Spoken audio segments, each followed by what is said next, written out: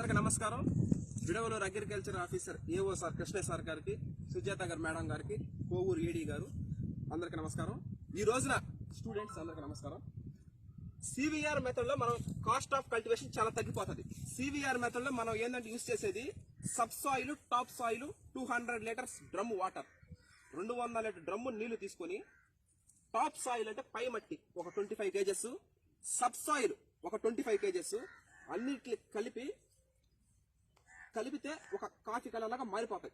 Water, ingredients, లోపల మట్టి, పై మట్టి అన్ని వాటిని పొలాల మీద స్ప్రే చేసినప్పుడు ఏమవుద్దంటే ఆ మొక్క అనేది ఆ సన్నని ధారణ మొక్కల మీద పడద్దు. స్ప్రేయింగ్ చేసినప్పుడు మనం ఎప్పుడైతే ఇన్సెక్ట్స్, పురుగులు కానీ, చీడపీడలు, దోమలు ఎక్కువ ఆశిస్తూ ఉంటాయి వరిలో, దేంట్లోనైనా ఎప్పుడైతే అది మనం మట్టి ద్రావణం స్ప్రే చేసినప్పుడు ఆ ఇన్సెక్ట్ ఉంటుంది కదా, అది తిన్నప్పుడు ఆ మట్టి మనం స్ప్రే చేసినప్పుడు అది తిన్నప్పుడు అది అరగక చనిపోద్ది. అది ఎందుకు అరగదంటే దానికి లివర్ లంగ్స్ ఉండదు.